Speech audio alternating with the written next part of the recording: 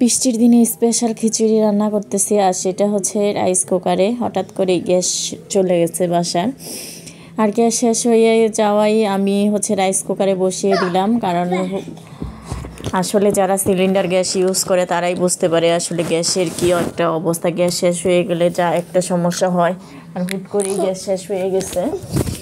আর এখন কি করব, তাই রাইস কুকারে খিচুড়ি রান্না করতেছি। আর আমার ছেলে এত পাগলামি দুষ্টামি করতেছে। আসলে আজকে হচ্ছে একদম বৃষ্টির দিনে একটু খিচুড়ি খেতেই ভালো লাগে। আর সেটা আজকে একটু সবজি খিচুড়ি রান্না করব, সাথে ডিম ভাজি করব। এই তো, আর খিচুড়ি রান্না করে নিব।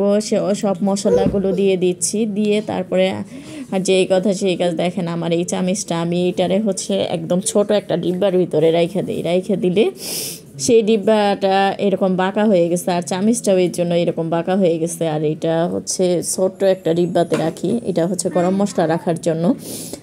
এইদিকে সব গরম মশলা দিয়ে দিলাম, আর আজকে সরিষার তেল দিয়ে রান্না করব। আর এই দিকে হচ্ছে যে আচার বানাইছিলাম সেই আচার দিব। আদির বাবা বলছিল যে আচার দিয়ে রান্না করে দেখো, বেশ মজা লাগবে।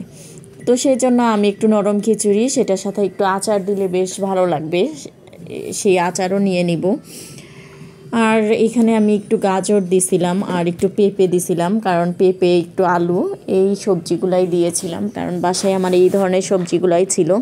যেহেতু আমাদের এখন হচ্ছে আদি ওইভাবে মানে মাঝে কিছুদিন সবজি খেতে ভালো লাগতো, কিন্তু আদি এখন সবজি খেতে চায় না, সেই জন্য আমিও আর করি না, বিরক্ত লাগে।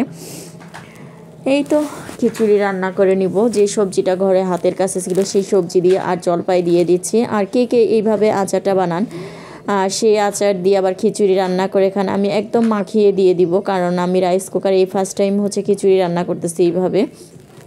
আর আমি হচ্ছে এইভাবে রান্না করি না, কারণ আমার যেহেতু কয়েক মাস থেকে 2 মাস থেকে গ্যাসের একটু সমস্যা, সেই জন্য হচ্ছে রাইস কুকারে রান্না করতে হয়। কি আর করার। আর রাদির বাবা বলছিল যে রাইস কুকারেই বসায় দেওয়া, আর কি করবে এখন আবার হুট করে পরে গ্যাস লাগালেই হবে। এই তো খিচুড়ি বসিয়ে দিলাম, পেঁপে আর আলু দিয়েছিলাম, সবগুলো উপরে উঠে গেছে। আর রাইস কুকারে দিয়ে দিচ্ছি খিচুড়িটা।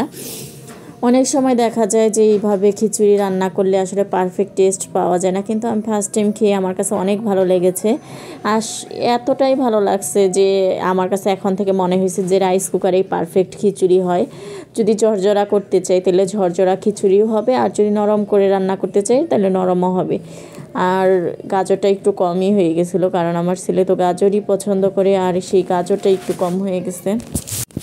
আর আদির মতো কে কে এরকম দুষ্টু বাচ্চা আছে, তারা হচ্ছে মাদেরকে শান্তি দিবে না। বৃষ্টির দিন আজকে আরও বেশি বিরক্ত করতেছিল। এই তো আমি খিচুড়িটা একদম দেখেন নরম নরম খিচুড়ি।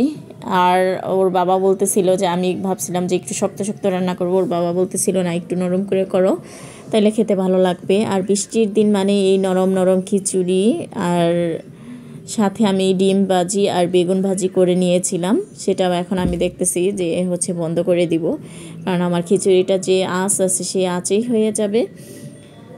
আর কার কার এইভাবে খিচুড়ি খেতে ভালো লাগে অবশ্যই কমেন্ট বক্সে জানাবেন। আর বৃষ্টির দিনে এরকম খিচুড়ি বেশ মজা হয়। আর আদির মতো লাফাবেন, খিচুড়ি খাবেন আর লাফাবেন।